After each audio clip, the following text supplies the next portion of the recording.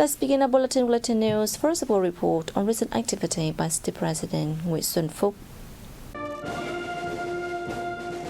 President Nguyễn Xuân Phúc and UN Secretary General Antonio Guterres co-chaired a ceremony commemorating the 45th anniversary of Vietnam's membership at the UN in Hanoi on October 21st. Speaking at the event, President Phúc affirmed that becoming the 149th member of the UN started a new historical journey in Vietnam's national construction and defense. Vietnam has always been a friend and reliable and responsible partner of the international community, Phúc stressed. During the most difficult years, the UN was the only multilateral aid channel that helped Vietnam rebuild its socio-economic infrastructure and stabilize people's lives, the president noted.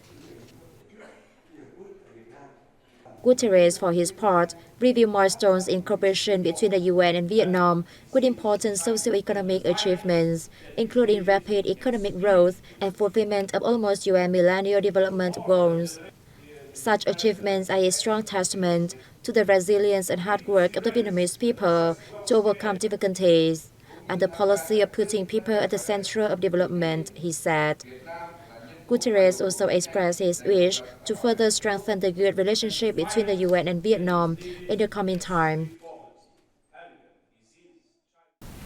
UN Secretary General Antonio Guterres is on paid official visit to Vietnam at the invitation of President Nguyễn Xuân Phúc.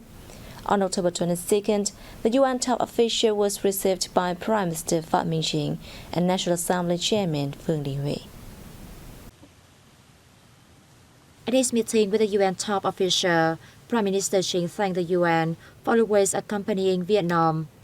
During the difficult time of the COVID-19, the support of the UN has helped Vietnam to soon overcome the pandemic, he stressed.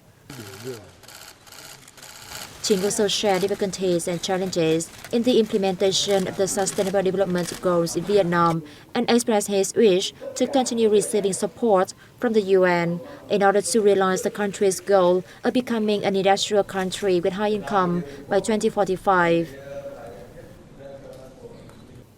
Praising the role and voice of Vietnam in the international arena, Antonio Guterres said the UN fully supports the main pillars of Vietnam's national development path. He affirmed that the UN and he personally would continue to pay attention to and support Vietnam's development priorities and pledge to continue promoting the comprehensive development of the Vietnam-UN relations. On this occasion, the two sides share concerns about negative impacts of the COVID-19 pandemic and challenges the world is facing.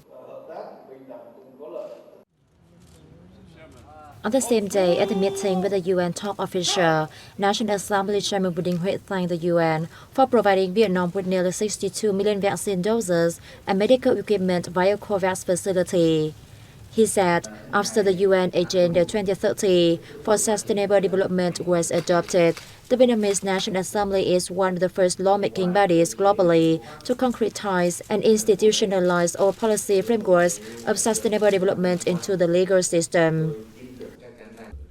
Guterres, for his part, hailed Vietnam as one of the dynamic and active members of the UN.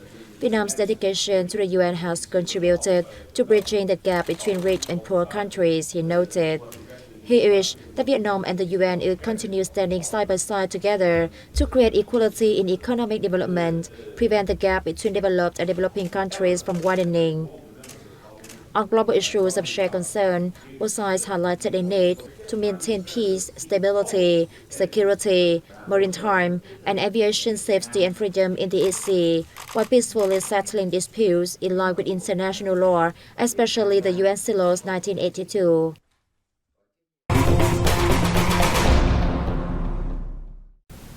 Vietnam has become the third largest supplier of coffee to the U.S. for the first 8 months of 2022, reported the General Department of Customs.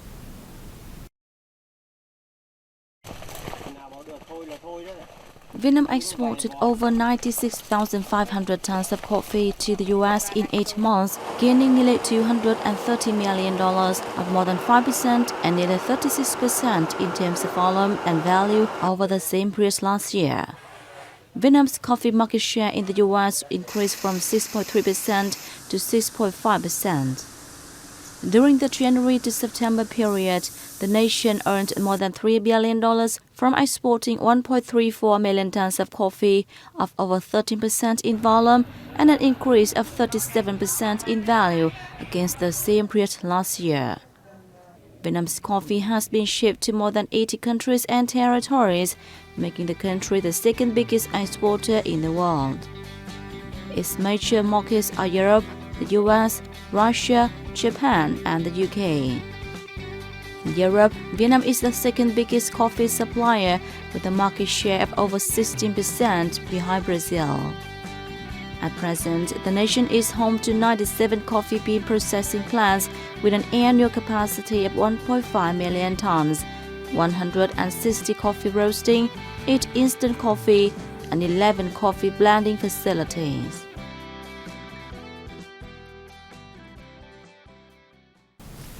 Vietnam has the potential to become a world-leading IT hub for its quality users as well as young and trained workforce, said a recent article by the German-language business newspaper Handelsblatt.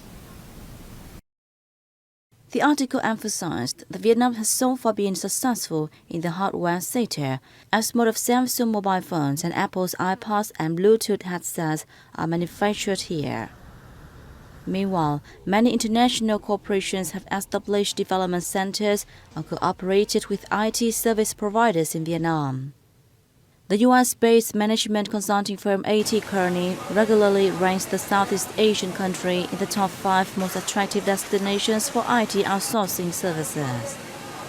The article added that one of the world's most important global software development centers is located in Ho Chi Minh City. Software developers in Vietnam are also rising to the top of the region. According to data from application data and analytics firm Data.ai, 7 of the 20 most frequently downloaded apps in Southeast Asia come from Vietnam. Pepper is the marked character in Vietnamese cuisine, which was brought into the nation by the French during the colonialism time. Since France is the large market for pepper, Vietnamese pepper is expected to hit the shelves of French supermarkets soon. The Vietnam Pepper Association recently coordinated with the French Chamber of Commerce and Industry and the Vietnamese Embassy in France to hold the first ever business matching event in Paris to boost the pepper trade. The event attracted nearly 20 major producers and exporters from Vietnam and 30 spice importers, wholesalers, and retailers from France. Vietnamese pepper has long been known, and its quality has been improving. I would like to thank the Vietnam Pepper Association for organizing this event, giving us the chance to work with partners. Vietnam's pepper industry holds many advantages, as the country is a leading producer in the world. The quality of its products is becoming better. Data from Eurostat shows that the proportion of Vietnamese pepper in France imports rose to nearly 41% in 2021 from 37.6% in 2020. France is one of the largest pepper importers in the world. Already a leading pepper exporter, Vietnam has great potential to boost its shipments to France, which has stringent criteria on imports. Vietnam has emerged as the world's leading pepper producer in recent years, accounting for nearly 30% of global output and 50% of global exports.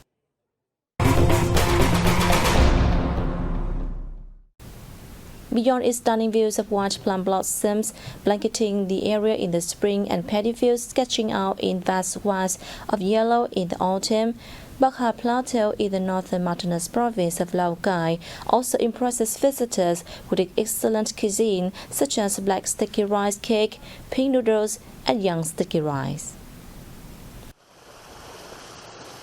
In the autumn, Bắc Hà Valley is immersed in the fragrant scent of rice, and at this time of year, the Thai ethnic minority people in Tha Chai, Na Hoi, and Ban Liên communes are rush off their feet making cơm, young sticky rice flakes. Lưu Thi Tui, a pioneer in developing cơm production in Na Lo village, Tha Chai commune, goes out to collect high-quality rice in preparation for filling a large number of orders for cơm.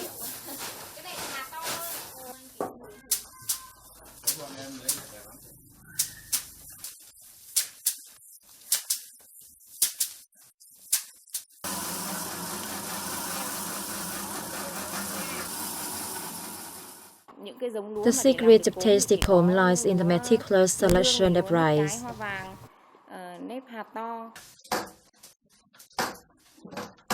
Bakha comb is made from glutinous rice grown in terrace rice fields in the Bakha Valley, which boasts a temperate climate all year round. Products with food safety certification and clear origin have won the hearts of consumers far and wide.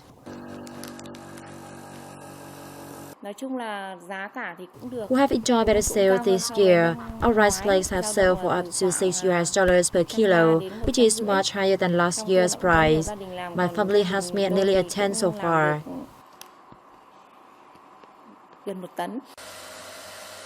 Phở Hồng, pink noodles, is the must-try dish for visitors to Bakha Valley. The special pink rice is grown on local terrace rice fields as are famed mustard greens. Chen Thị Vin's shop in the Nam Kai residential area in Bakha town has been welcoming dinners for more than 30 years, with her phở popular among many people.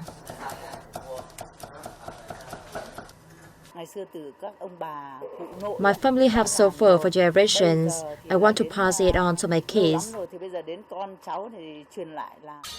Bakha staples have been popularized at local festivals as a means of preserving traditional culture while developing local tourism and the agricultural economy.